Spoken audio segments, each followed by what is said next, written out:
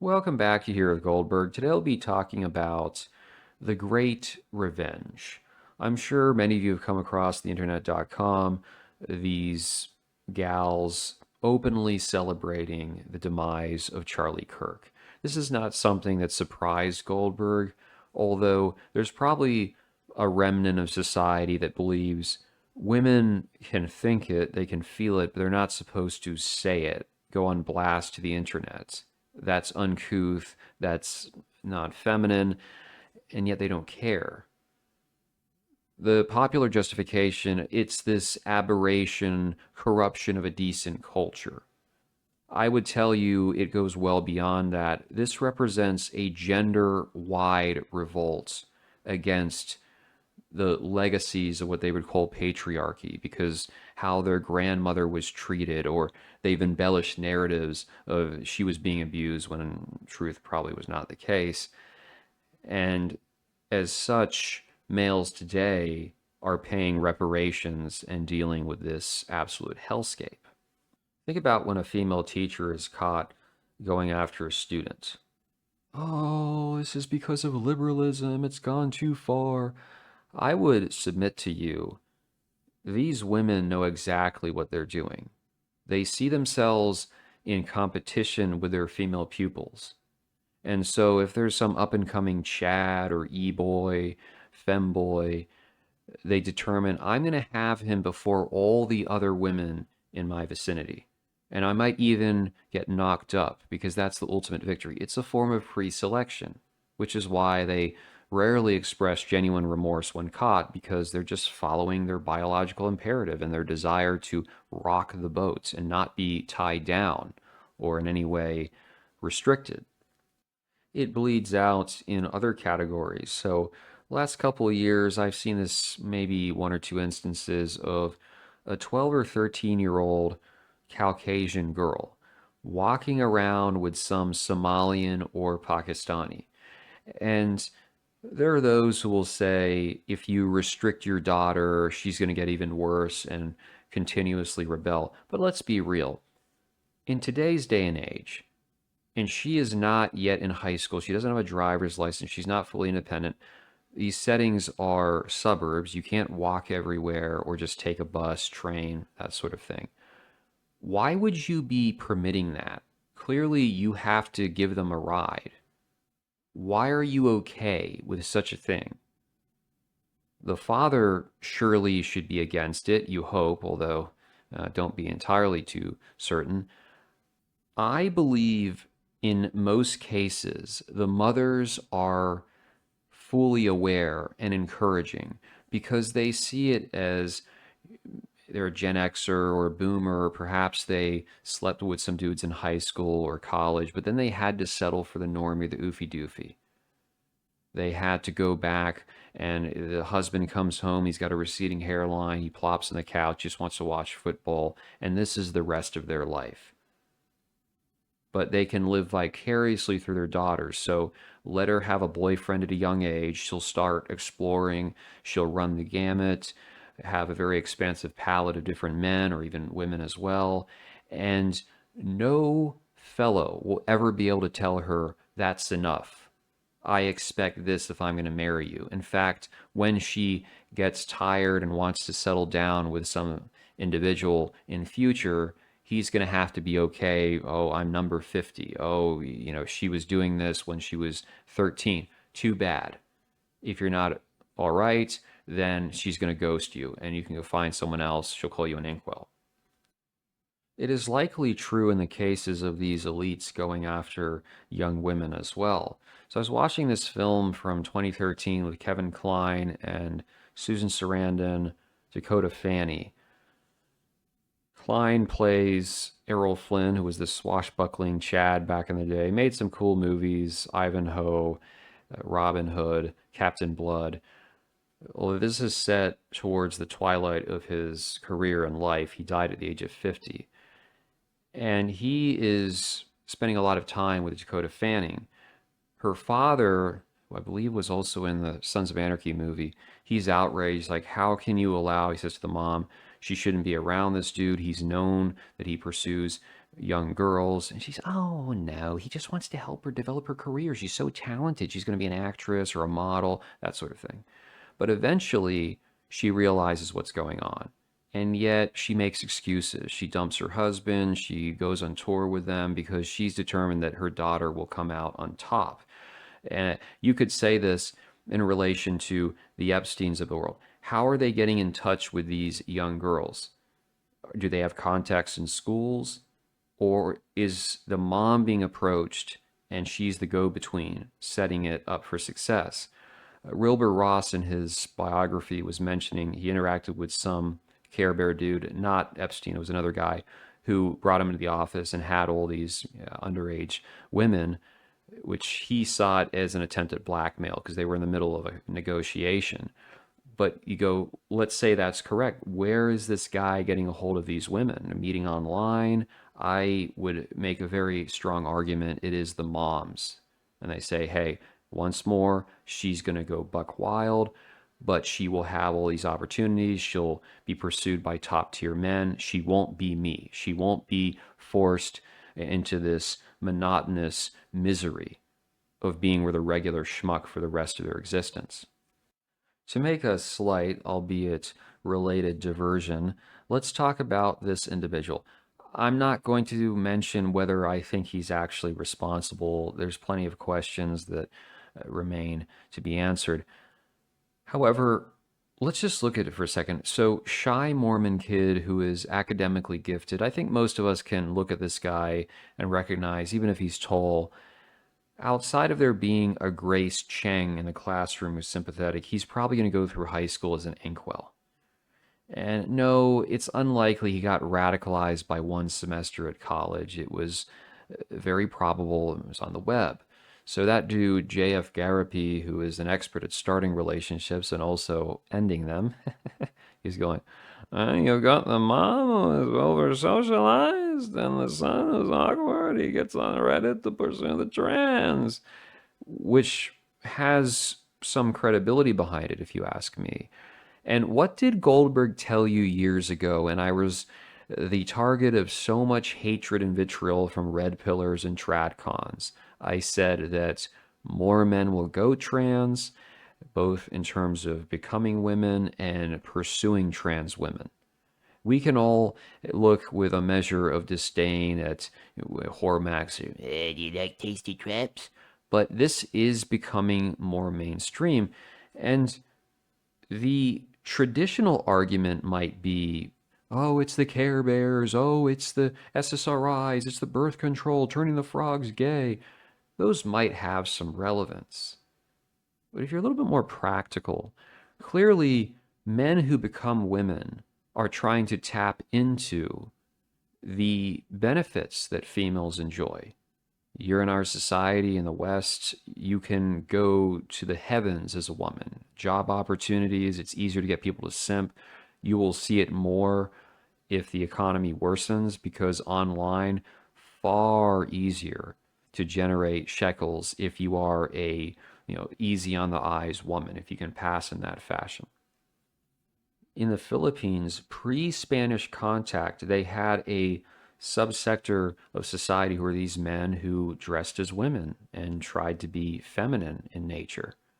Was this because rich guys were vacuuming up too many actual biological females, or there was some form of female infanticide going on? It was an alternative to women being on their cycle. You've seen similar stuff in the Middle East, in, I want to say, China as well.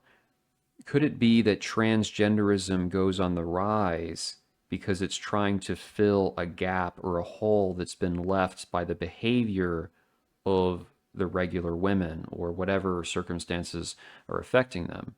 It was some months back I stumbled on this short from a channel. This guy just goes around interviewing traps in Southeast Asia. And some of them you can tell, yeah, it's a dude, but others are a little more convincing. And in the comments, a lot of dudes simping. Disproportionate number of them appeared to be brothers based upon the profile pictures and how their names, whatnot. So you go, that's a little odd and more socially conservative. traditionally. Although remember, brothers have borne the full brunt of the Keishas, the Shaniquas, who are masculine, vulgar, violent. A lot of men want to break free from that. And when I mentioned this channel to a coworker, he said, you have to realize the trans women are trying to appeal to the male gaze. You look at a lot of Western women, they're fat, they crop their hair short, covered in tattoos, sick looking piercings, they swear a lot.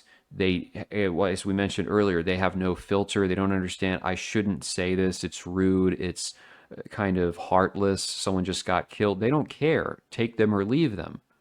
And for a lot of men, all they want is the opportunity to be a nice guy in a relationship, to treat a woman or an imaginary woman, an imitation woman, well, and she's going to respond, okay, you treat me like a princess, I treat you like a prince, not I'm going to disrespect you and cheat on you because you're showing kindness towards me.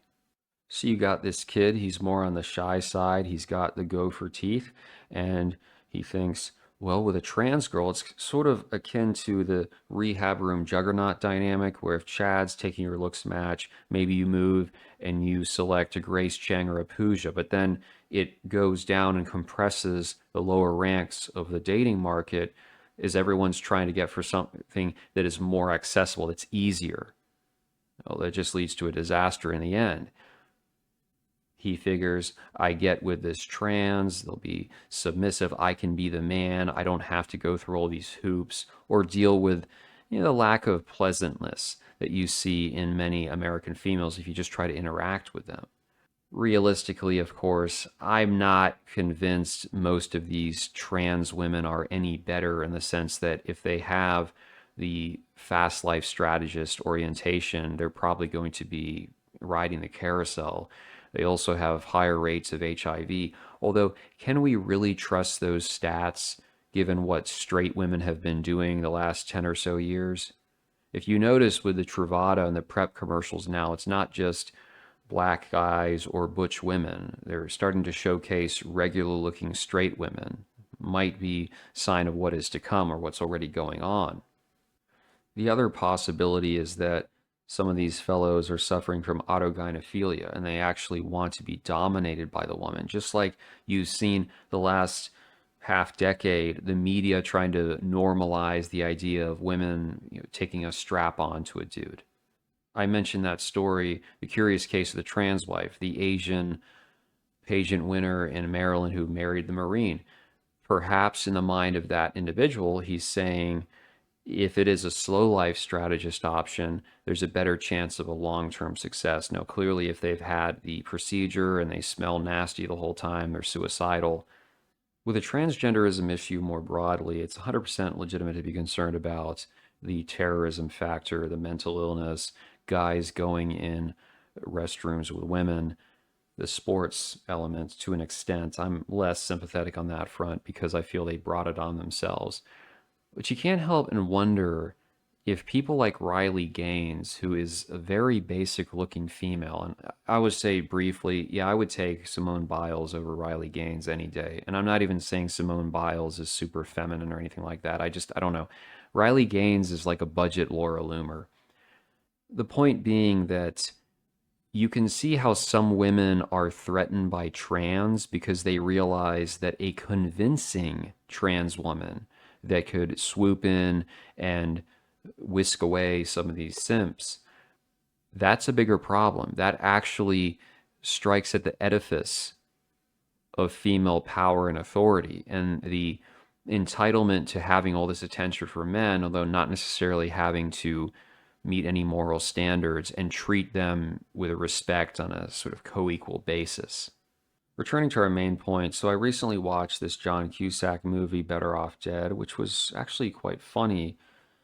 It casts him as this high schooler who's madly in love with a girl, thinks everything's going great, they'll be together forever, and then she just randomly dumps him for a garden variety Chad.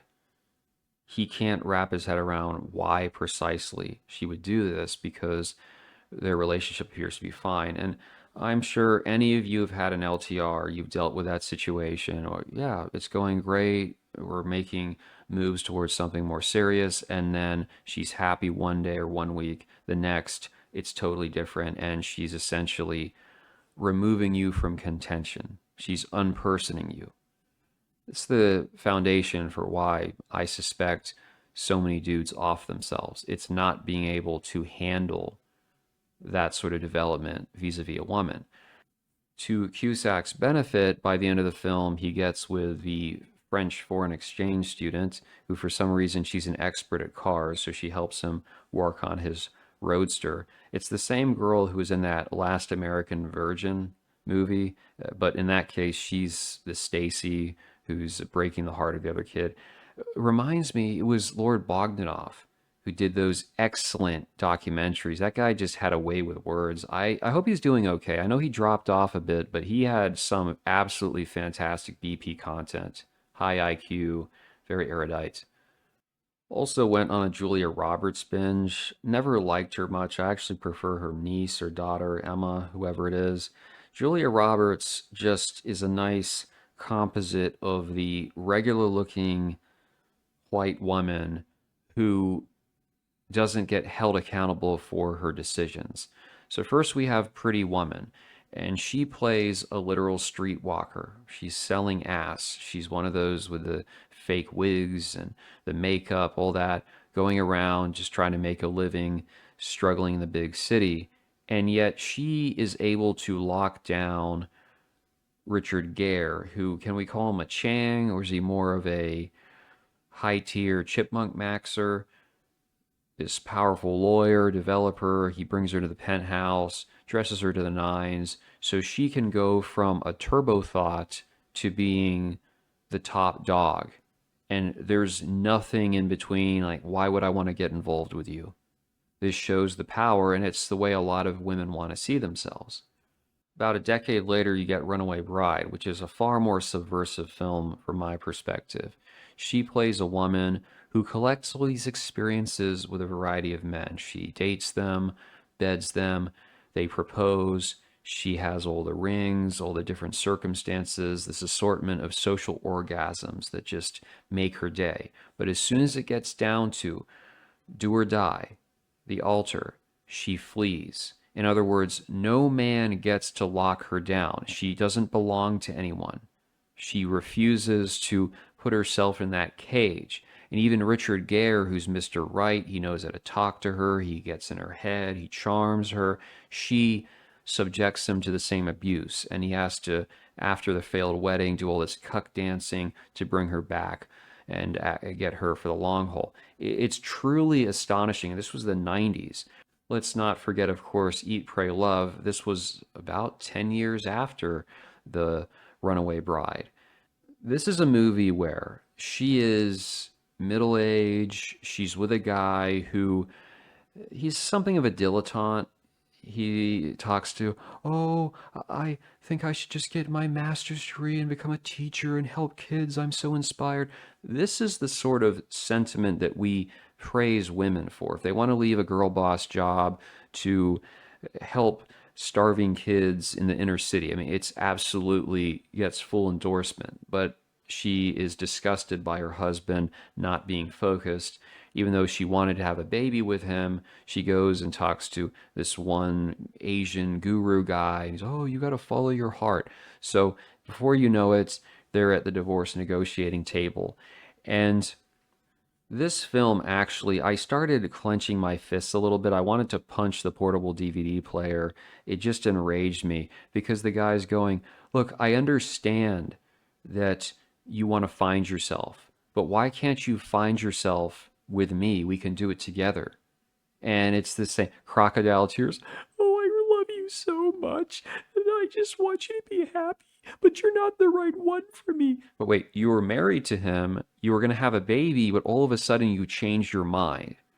And this is a reflection of so many dudes. There are going to be people in the comments saying they've come across it in a relationship. This is the same playbook. Let the tears flow. I care about you so much, but we're just not compatible. I've got to go find myself. And of course, finding themselves usually means on a dating app and trying to ride a carousel within a couple of weeks or within a month. What can you do? So she leaves her husband and then she gets with the younger Adam Franco, who's an aspiring actor. And he fulfills some of the gaps in her life, but it's just not good enough. So then she proceeds, and there's a whole cottage industry in Hollywood about a middle aged cream cheese woman who goes to insert Portugal, France, Italy, Spain to soak up the culture. And they're like, you Americans, you need to learn to be more laid back and sit around the table and have a six-course dinner all of carbs and drink wine and just discourse. Yeah, I'm going to need to waste my life doing that because it's so relaxing. These are basically third world countries, let's be honest, a lot of Southern Europe at this stage. She does that. Then she ventures into a filthy ashram in India. She gets the experience of being a white woman.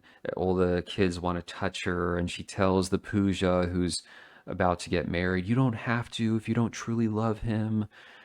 I'm not sure if Richard Jenkins smashes her. It's not explicit, but perhaps implied that he gets down. She is elevated to a supervisory position in the ashram, so she's getting in touch with her spiritual side, but then she's missing the physical, and so she meets the Latin lover Javier Bardem, and he starts touching her there. Keep in mind, this was directed at middle-aged women, but you see young females in the West are doing precisely this, and there's no limitation. There's no, hey, you shouldn't be, think about your future husband. They don't care. Take them or leave them. So once more, men are having to pay the price. The one downside to patriarchy or Talibanistan is that if you don't maintain it, you will have this revenge. You'll have this repercussions. And the difference is they're going to take the worst character of a man, and that's going to be the norm. They're not going to understand variation or balance. So, what are you going to do exactly?